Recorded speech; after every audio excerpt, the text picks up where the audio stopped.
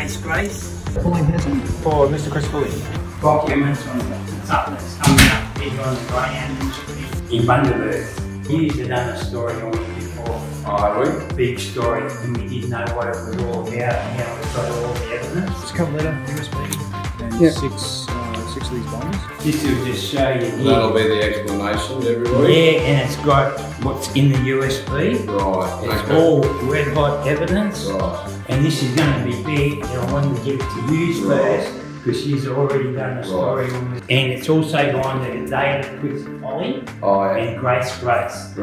Can I just sign that to say I gave it to you, please? Right, okay. Great, someone got a pen? Alright, thanks very much. Have a nice day. Thanks very much. Okay, alright, cool. Alright, thank you. Thank you. Over the past 15 years, Doc Jamieson has raised matters of high-level corruption in the greyhound racing industry with the Office of Racing, the Queensland Racing Integrity Commission, and even the Crime and Corruption Commission themselves, making dozens of deliveries of supporting evidence. But each time, nothing has been done. So when the regulatory and law enforcement bodies directly responsible for policing corruption in the greyhound racing industry won't take any action, not even when incriminating evidence of cover-ups and corruption is dropped right into their laps, the next logical course of action is to go above their heads.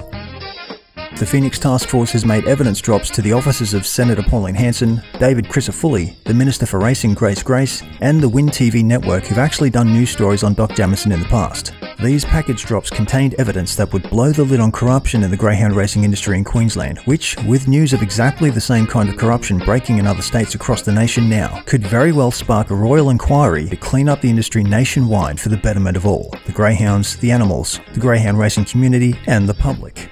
But some officers were not as willing as others to accept the deliveries. In fact, the only office that didn't ask any questions or try to push back was that of Senator Pauline Hanson, to whom Doc has already complained to previously 4 times in the past decade with as yet no response. The electorate office of the Racing Minister Grace didn't want to take it, and the office of David Crisafulli didn't even want to sign for the delivery.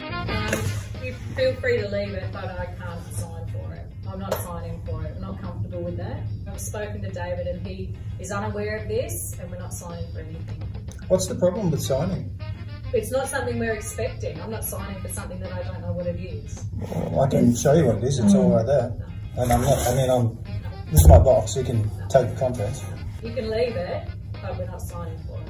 Why not? Not comfortable with it. What does that mean? I'm not comfortable with signing for something that we are not expecting. It's up to you. You can either leave it or post it.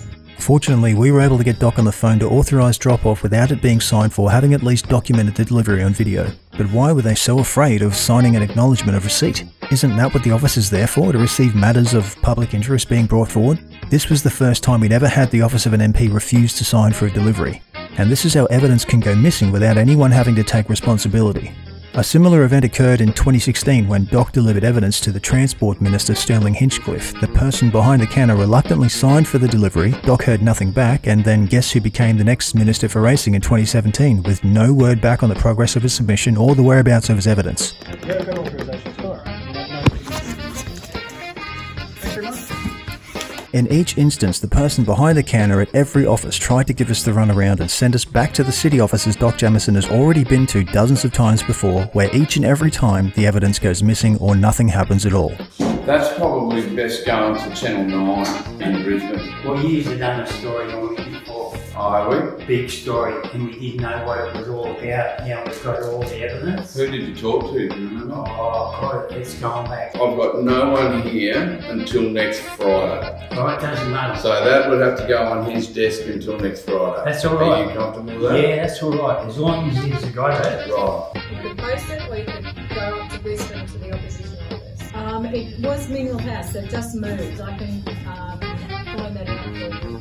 Well, this might be the wrong office to ring this to. I think it's probably better to go straight directly to the Minister's Racing office. It's in 1 William Street. Yeah, well, couldn't you take it here, like David Crisafulli took it at his office, all the other MPs have. So they said, just bring it here. Yeah, well, this is it. Well, I can drop it here and you can get it. But why can't you? Because everyone else is. We've been told to come here. What, is it going to go missing, is it? Well, you know, all right, we won't take it. give it to you if that's the way. You know, you're supposed to be here to help the public. You don't. Why? Isn't this Grace's office? That's right.